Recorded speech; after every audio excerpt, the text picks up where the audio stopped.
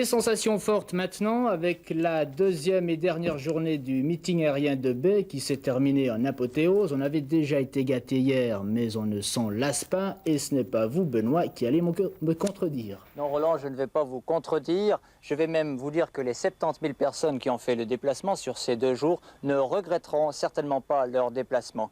On s'était pourtant fait un petit peu de soucis ce matin en regardant la météo. Eh bien, tout s'est arrangé. Le soleil a même fait partie de la fête. On va en voir un petit résumé en images. Si Roland veut bien m'envoyer ces images.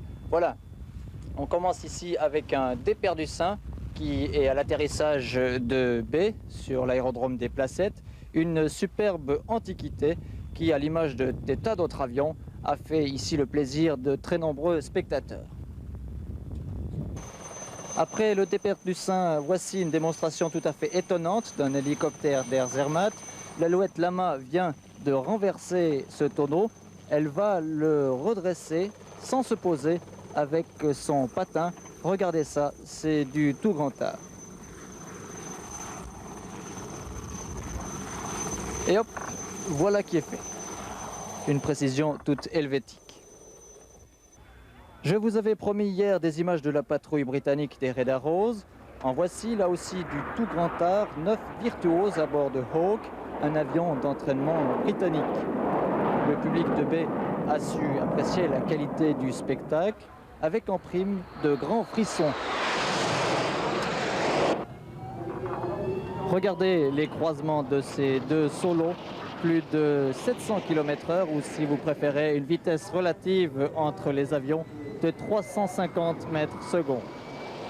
Techniquement, c'est encore plus sophistiqué lorsqu'on est en sortie de virage, un travail de vrai professionnel. Apothéose maintenant, éclatement de la patrouille en parasol. Poétique avec tout ça. Voilà pour les Red Arrows. Vous n'avez peut-être pas eu le temps de voir de près un Hawk des British Aerospace. Le voici à l'atterrissage sur l'aérodrome de Sion. Une très belle silhouette.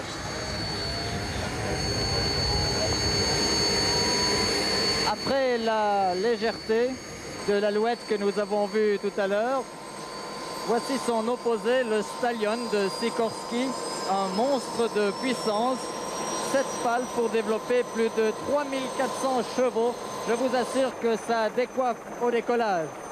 Mais apparemment, ça n'a pas eu l'air de troubler le sommeil de ce très jeune spectateur.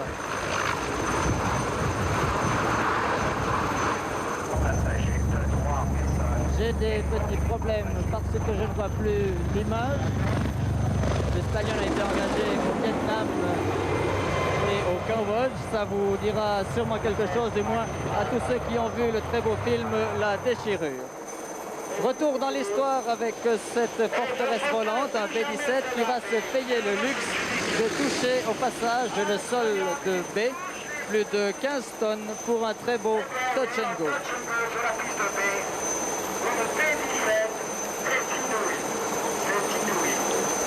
Enfin, on ne s'en lasse pas, le clou du spectacle, 15 secondes de science-fiction avec Kenny Gibson. Vous apprécierez au passage la proximité des lignes à haute tension. Kenny Gibson qui va saluer une foule enthousiaste. Voilà pour cette excellente QV85 du meeting aérien de B. Puisque nous y sommes, Roland Bent, j'ai un petit message personnel. Vous me disiez hier soir que vous aviez l'intention de venir couvrir l'événement ici l'année prochaine à B. C'est en ordre, je vous laisse l'aérodrome de B.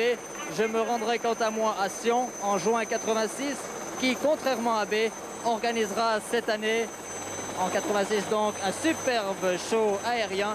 Excellente soirée, Roland.